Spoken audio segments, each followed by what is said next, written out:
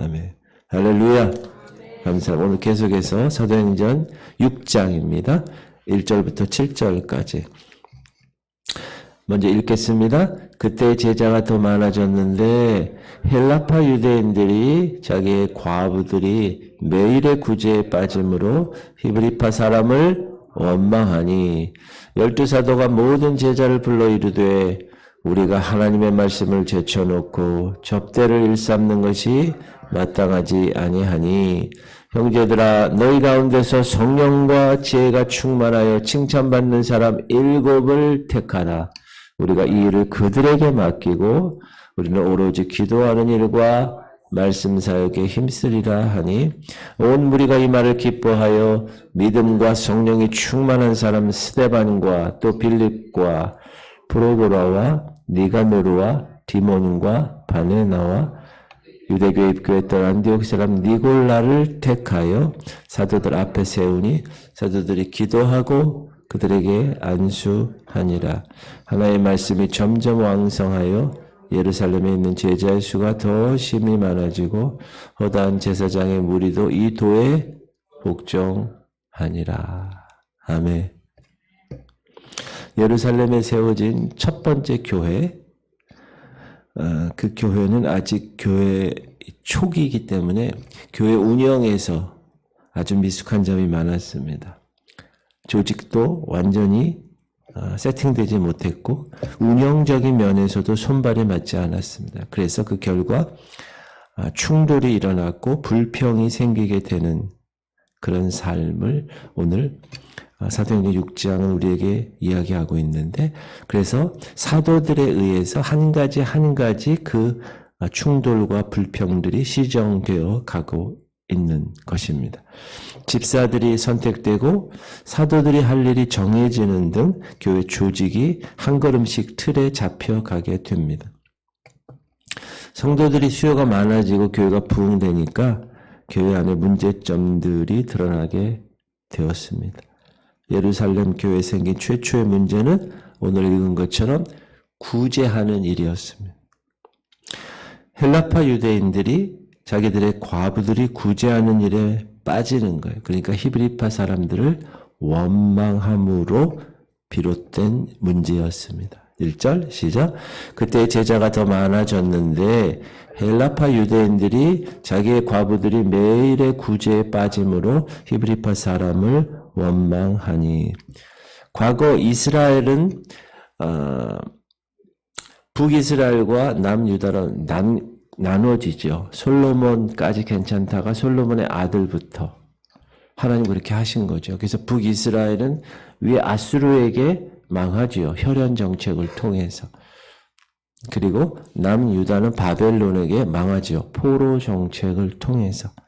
그렇게 두 남북 이스라엘이 아시리아와 바벨론에 의해서 멸망당할 때 적국에 포로로 끌려가고 거기에 정착하는 유대인들이 있었다. 다시 돌아오지 않은 유대인들이 있었고요.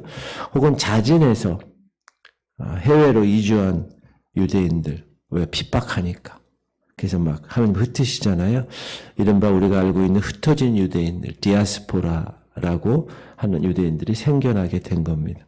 근데 이런 흩어진 유대인들이 이제 기원전 3세기부터 지중해 지역을 장악한 큰 문명이 있었어요. 그게 헬라 문명이었는데 그 헬라 문명 속에 살아요. 그리스. 그리고 그들의 언어인 그리스 말을 모국어로 사용하는 거, 헬란 말을. 이 해외에 살던 유대인들이 그런데 이런저런 이유로 해서 이제 살다가 이 팔레스틴 예루살렘으로 되돌아와서 살기 시작한 거예요. 그러니까 예루살렘 교회에도 그런 사람들이 있었다. 이들의 혈통상은 같은 유대인이지만 모국어를 헬라어로 그리스 말로 쓴 사람들은 전혀 다르죠. 문명도 다르고 가치관도 다르는. 그러니까 유대인이라는 것만 동일한. 그래서 헬라파 유대인이라고 이야기합니다. 지금도 유대인은 여러분 다 쫙 퍼져 있죠. 전 세계. 우리나라만 거의 없고요. 일본도 유대인이 있고 중국도 유대인이 있고요. 아프리카도 유대인이 있고 러시아도 유대인이 많죠. 그들이 이제 알리아 운동을 해서 돌아옵니다. 돌아오고 있는 중이죠. 그리고 반면에 이스라엘이 망할 때 끝까지 조국에 남아서 살던 유대인의 후손들이 있습니다. 이들은 히브리어를 모국어로 아람어죠. 계속 모국어를 사용했던 사람들입니다. 그러니까 이런 이유로 인해서 예루살렘 교회에는 헬라파 유대인, 그리스 유대인이 있었고 계속 히브리파 유대인이 이렇게 한데 섞여서 구성되어 있었습니다. 그러나 히브리파 유대인의 숫자가 훨씬 당연히 압도적으로 많았죠. 헬라파 유대인보다. 그래서 이제 해외에서 귀환하는 이 헬라파 유대인들 가운데는 일가 친척이 없는 가난한 과부들이 섞여 있었습니다. 지금은 과부들도 일을 하고 돈을 벌고 아이들도 키우고 그렇게 할 수 있는 상황이지만 이때는 누군가의 도움을 받아서 매일매일 그것도 그렇게 도움을 받아서 살아갈 수밖에 없는 상황이었기 때문에 그것을 교회가 매일 구제와 봉사를 행해서 그들을 도와주고 있었는데 그들을 제외시켰다는 거예요. 이 교회가. 왜냐하면 기득권이 히브리파 유대인들이었기 때문에 그 히브리파 유대인들에게 구제와 봉사가 집중되어 온 것은 당연한 것입니다. 그러니까 자연히 헬라파 유대인들이 원망이 일어나게 되죠. 근데 만약에 이 일이 더 퍼지게 되면 교회 안에 헬라파와 히브리파로 파당이 생기게 되고 내분이 일어나고 공동체가 무너질 그런 위험성마저 있었습니다. 그래서 사도들이 제자들을 불러서 제안을 하죠. 중대한 제안을 합니다. 뭐냐? 헬라파의 조용한 항의를 받는 즉시 사도들이 자신들이 잘못한 것을 깨닫죠. 그래서 자신들은 어떻게 하느냐? 기도와 말씀 사역에 전념하겠다. 그리고 구제 사역을 전담할 사람을 세우겠다. 그분들이 7 집사들이죠. 그 결정하죠. 12사도가 모든 제자를 불러 이르되 우리가 하나님의 말씀을 제쳐놓고 접대를 일삼는 것이 마땅하지 아니하니 형제들아 너희 가운데서 성령과 지혜가 충만하여 칭찬받는 사람 7을 택하라.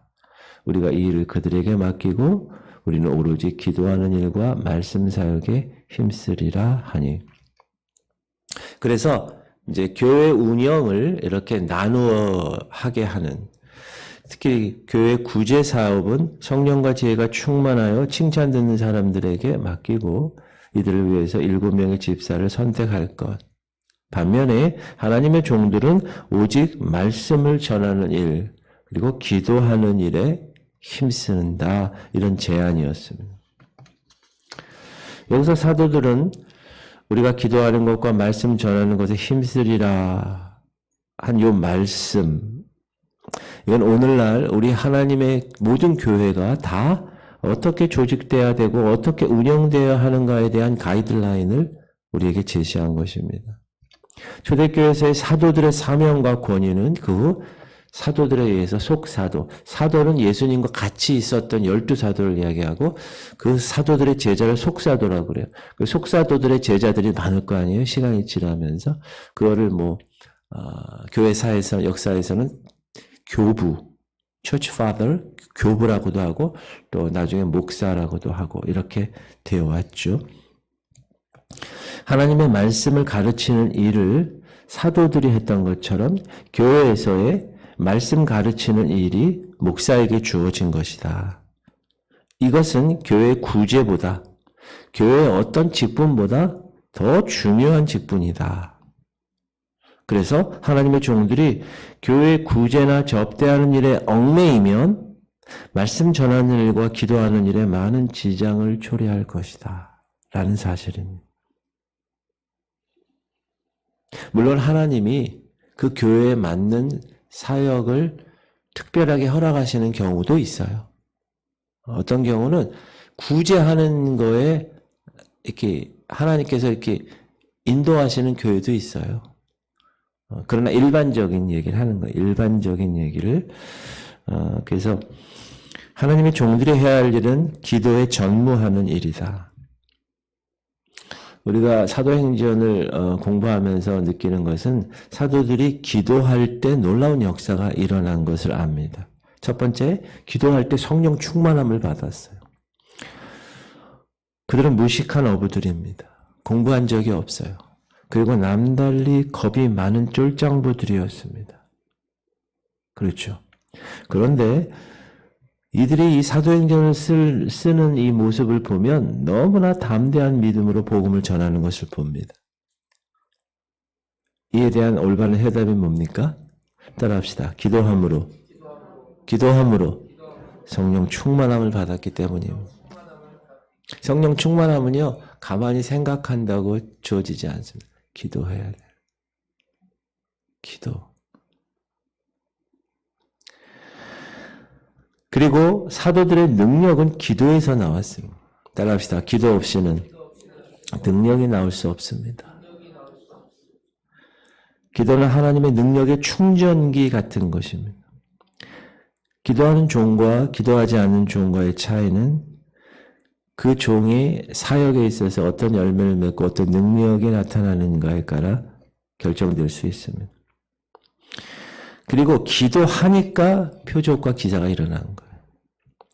하나님의 종들이 만약에 잘 들으세요. 기도하지 않는데 표적이나 이적이 나타났다.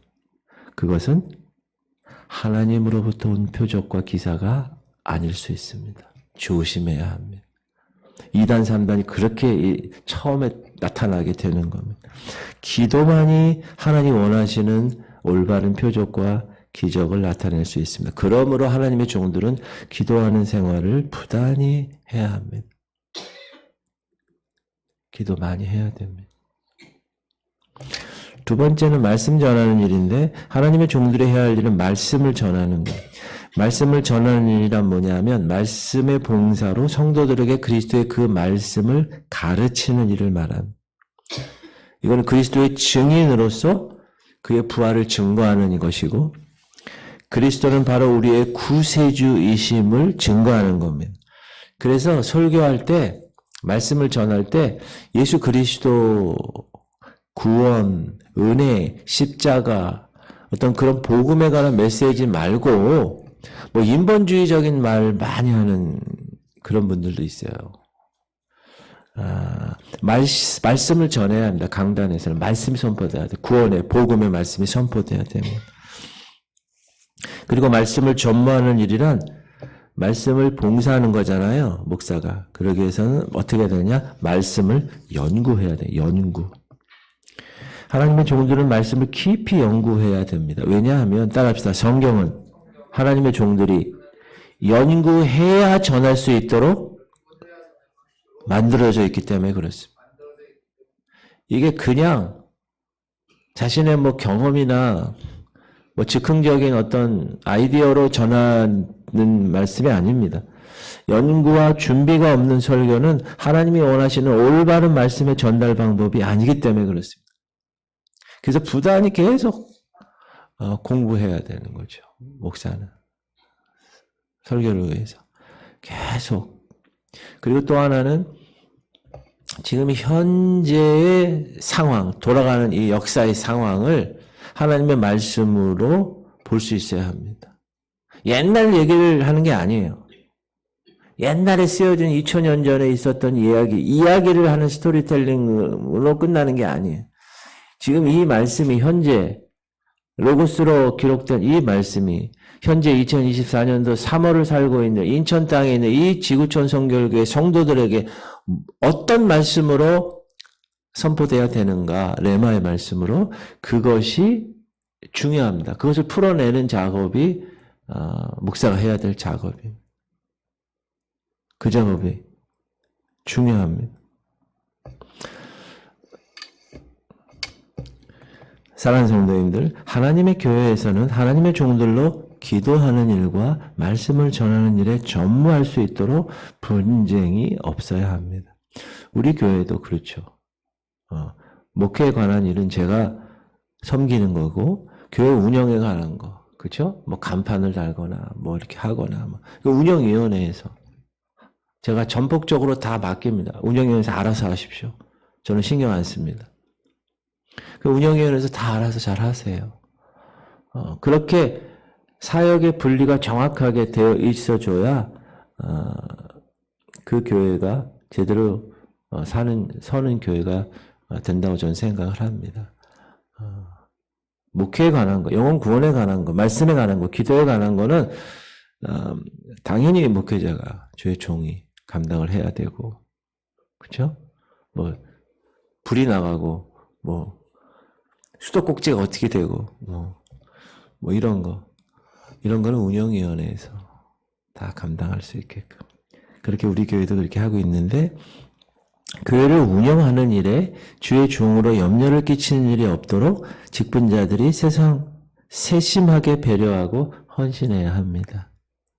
자기 교회 목사가 기도하는 많은 시간을 가짐으로 능력 있는 목회자가 되고 말씀을 연구하고 말씀을 전하는 일에 전무할 수 있도록 성도들이 힘쓰면 그런 교회는 복된 교회입니다. 저는 우리 교회가 그런 교회임을 선포합니다. 하나님께서 그렇게 인도하시고 지금도 그렇게 또 앞으로도 인도하실 것입니다. 따라합시다. 우리 교회는 좋은 교회입니다. 제가 우리 목사님들 만나는데 그게 계속해요. 성도들은 좋은 목사님 만나는 게 복이고 목사들은 좋은 성도님들 만나는 게 복이다. 그게 잘 맞는 교회가 복된 교회다. 근데 그렇지 않은 교회는 많이 힘들더라고요. 저는 우리 교회는 참 좋은 교회가 복된 교회고, 할렐루야. 그런 교회 공동체를 주님 오시는 날까지 목사는 목사의 영역에서, 성도는 성도들의 영역에서 최선을 다하다가 주님 앞에 서는 거예요. 뭐가 있겠어요, 더 이상. 자기 영역에서 최선을 다하다가 주님 앞에 서는 게 가장 최고지. 그래서 여러분 이렇게 새벽에 나오신 거잖아요. 할렐루야. 기도합시다.